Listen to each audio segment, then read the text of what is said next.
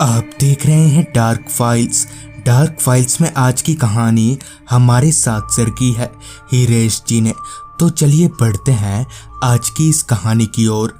आज की इस वीडियो में आगे बढ़ने से पहले अगर आपने अभी तक हमारे चैनल को सब्सक्राइब नहीं किया है तो कर लें, और ऐसे ही और वीडियोस के लिए देखें अनहोनी। चैनल के लिंक आपको नीचे डिस्क्रिप्शन बॉक्स में मिल जाएगी। ये बात उन दिनों की है जब मैं अपने गांव में ही रिक्शा चलाने का काम किया करता था। दिन और रात दोनों वक्त मैं रिक्शा चलाता था। हालांकि दिन के मुकाबले रात के वक्त काफ़ी कम सवारियां मिलती थी, मगर कम सवारियों में भी ज़्यादा भाड़ा मांगकर मैं ठीक ठाक ही कमा लेता था। वो रात भी आम रातों की तरह ही थी, बस फ़र्क इतना था कि उस रात तेज बरसात हो रही थी। बारिश से बचने के लिए मैं अपने रिक्शा में ही दुबका हुआ था। बस स्टैंड के बाहर बैठा मैं किसी सवारी का ही इंतजार कर रहा था, मगर इतनी रात गए तेज बारिश में कोई सवारी कहाँ आने वाली थी। खैर मैं बस स्टैंड पर आने वाली आखिरी बस का इंतजार करता रहा। थोड़ी ही देर में वो आखिरी बस स्टैंड पर आई। बस के रुकते ही कुछ लोग उतरे, जिनमें से एक आदमी चलते हुए मेरे पास आया और बोला, पुरानी मस्जिद चलोगे? जिस पर मैंने कहा, हाँ क्यों नहीं चलूँगा। मेरे ये बोलते ही वो आदमी मेरी रिक्शा में बैठा। अब तक बारिश भी काफ़ी धीमी हो चुकी थी, लिहाजा मैंने रिक्शा को आगे बढ़ा लिया।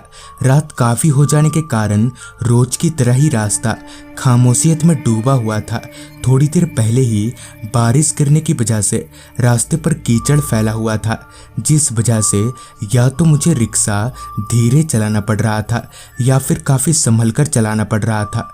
वो रास्ता इस कदर खामोश था कि झिंगुर और मेढकों की धीमी आवाज़ भी मैं साफ तौर पर सुन पा रहा था।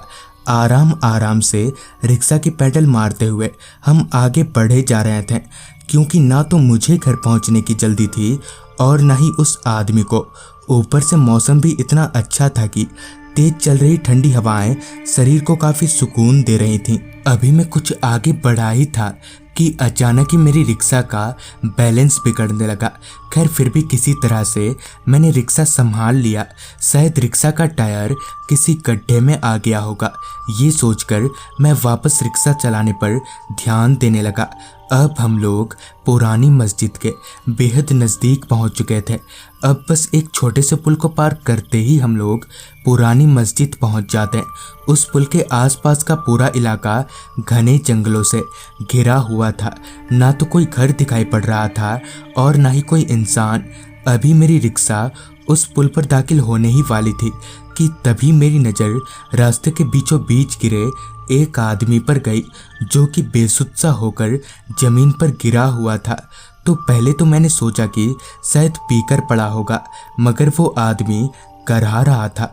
उसे इस तरह करहाता देख मैं समझ गया कि जरूर कोई बड़ी बात है, लिहाजा मैं रिक्शे से उतरा। मेरे साथ ही साथ वो आदमी भी उतरा और ज़मीन पर गिरे उस आदमी की तरफ बढ़ने लगे। जैसे ही हम दोनों उस आदमी के पास पहुँचे कि एकदम से उस आदमी ने हम दोनों का गला पकड़ लिया, और साथ ही साथ उस आदमी का चेहरा भी अब बदलने लगा था। तभी उस भयानक से आदमी ने मेरी सवारी को गले से उठाकर जमीन पर पटक दिया। इसी दौरान कैसे भी करके मैंने खुद को उस आदमी से छुड़ाया और रिक्शा वहीं छोड़कर चिल्लाते हुए सर पर दौड़ लगा दी।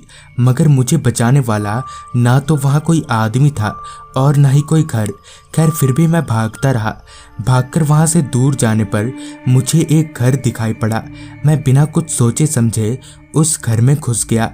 उस घर पर मेरे साथ घटी घटना का जिक्र करने पर पता चला कि वो भयानक आदमी एक चोर था, जो लोगों को इसी तरह से लूटा करता था। मगर एक रात जब वो किसी गाड़ी को लूटने के फिराक से रोड पर लेटा हुआ था, तभी एक बड़ी ट्रक उसके ऊपर चढ़ गई, जिससे उसकी वहीं पर मौत हो गई और तब से उसकी आत्मा वहीं भटकती है। तो दोस्तों, ये थी हिरेश जी की भेजी गई कहानी। अगर आपके पास भी ऐसी ही कोई कहानियाँ हैं तो हमारे साथ ज़रूर शेयर करें। तो मैं आर्यन जल्दी ही मिलूंगा आपसे ऐसी ही एक कहानी के साथ।